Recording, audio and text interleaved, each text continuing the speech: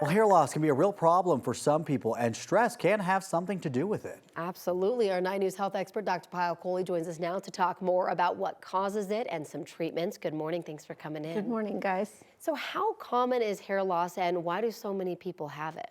It's incredibly common. I mean, most of us know somebody or ourselves have gone through it, about 80 million Americans. And what's interesting about our hair is it follows a life cycle. So every day an average person sheds about 50 to 100 hairs. And that's a normal part of our healthy scalp and life cycle. If it starts to be more than that, and it can be for a variety of reasons, genetics, hormones, medications that we're taking, stress, any kind of physical or emotional stress can really speed up the way that our hair sort of turns itself over. And I want to ask, because you put emphasis on the word stress, how does that factor into hair loss? You know, it's such a huge part of it, and sometimes we don't even realize, but it's actually a disease process called telogen effluvium, where the hair follicles enter into what's called a resting phase. So they're not growing, they're not replicating, they just start falling out. And it can be any kind of physical or emotional stress. So after a viral infection, after a car accident or the loss of a loved one, any kind of financial stress, after childbirth, these are all states in which our body kind of goes into a stress response. Now, the great thing about telogen effluvium or stress-related hair loss is that it's reversible. When you get rid of that stress, you can reverse it, but it's really important to sort of get in early and get it evaluated to make sure it's not something else. Are there different types of hair loss, and at what point do you see a doctor about it? Yeah, there's many different types, and some are medical reasons for hair loss. So the most common that we see out there is kind of the male or female pattern baldness, receding hairline, getting a bald spot. That's called androgenetic alopecia. And that basically is largely driven by your genetics, but can also be affected by hormones like testosterone, estrogen, and so on. That can be treated with drugs like Propecia, which is finasteride, or minoxidil, which is Rogaine. So it's really important to get in to see somebody early if you're starting to note a receding hairline, because the earlier you get in for treatment, the better. And usually you would go see a dermatologist. If you see a bald spot or a patch, that is never normal. And that's called alopecia areata. In fact, Jada Pinkett Smith kind of shared her journey with that disease. That's where your immune system attacks the hair follicles. And you get these oval or round bald spots that occur.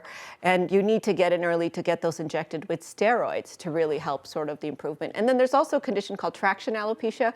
We tie our hair in tight ponytails, or we put in extensions, which women do a lot of times. You're actually pulling at that hair follicle, causing tension on it and damaging it in that way. Now, what about other effective treatments outside of what you just said? Yeah, so these medications that I talked about, certainly steroid injections if it's alopecia areata, but even some natural remedies can help with hair growth. So doing a scalp massage has actually been scientifically proven because it stimulates the circulation and the blood flow to the scalp. It kind of sloughs off those dead cells. Washing your hair often enough, but not too often, to maintain scalp health. If you're having a lot of dandruff, that's a sign that your scalp's not as healthy. Essential oil massages, rosemary oil and lavender oil have both been shown in randomized controlled trials, so high level of scientific evidence to actually help hair to grow as well. And then nutritional deficiencies if you have them. You know, a lot of people talk about biotin. Unless you're deficient, Sure. I don't generally recommend it.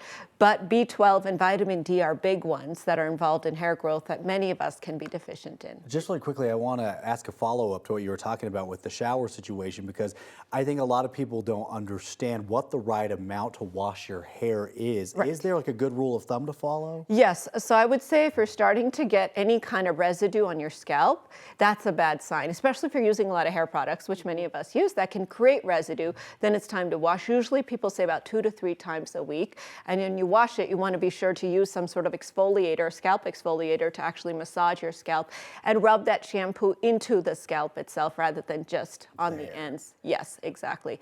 And you want to make sure to get lots of sleep, lots of hydration, sort of take care of your hair from the inside out, because hair is so important to our self-esteem, to our appearance, to how we feel about ourselves, and it's something that's highly controllable and highly treatable. Great information, Dr. Kohli. I really appreciate it.